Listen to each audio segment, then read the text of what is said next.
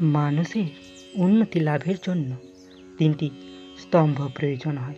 প্রথম স্তম্ভ শিক্ষা। এই শিক্ষা আমাদের জ্ঞান প্রদান করে। দ্বিতীয় স্তম্ভ ব্যবসা, যার দ্বারা আমরা ধন উপার্জন করি।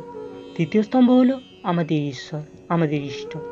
এনার সাথে যদি আমরা জুড়ে থাকতে পারি, তাহলে এমন একটা মানসিক বল আমরা লাভ করব, যেটা এই সংসারে আর কোথাও পাওয়া সম্ভব নয়।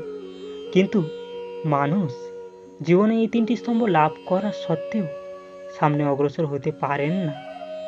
তখনও জীবনে কঠিন পরিস্থিতি আসতেই থাকে। এমনটা ঠিক কেন হয়? কারণ সে জীবনে এই তিনটি স্তম্ভ লাভ করে নাই, ঠিক জীবনে প্রয়োগও করে, কিন্তু তার ভিতরে কথা সে ভুলেই যায়। যেমন প্রথম স্তম্ভ অর্থাৎ শিক্ষা। এই শিক্ষার আধার হলো শুভ চেতনা। যদি অন্তরে শুভ চেতনা না থাকে, তাহলে এই শিক্ষার কোনো গুরুত্ব থাকে না। দ্বিতীয় স্তম্ভ ব্যবসা। পরিশ্রম করে উপার্জন করতে হবে, এই কথাটা আমরা সবাই জানি এবং চেষ্টাও করি।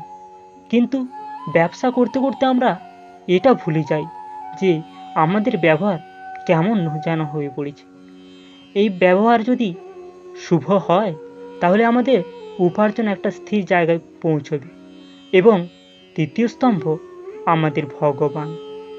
যদি ইনার স্মরণে আপনি যেতে চান, তাহলে তার পূর্বে নিজের মা বাবাকে সেবা করুন, তাদের যত্ন করুন, তাদেরকে ভালোবাসুন, কারণ ওনারাই হলেন এই সংসারের সব থেকে বড় ইষ্ট। তাহলে তিন স্তম্ভের সাথে সাথে তাদের আধারকেও নিজের জীবনে প্রাধান্য দিন। কোনো সমস্যা আসবে না। জীবনে একের পর এক উন্নতি লাভ করবেন এবং এই জীবন প্রসন্ন হয়ে বলবে, রাধা রাধা।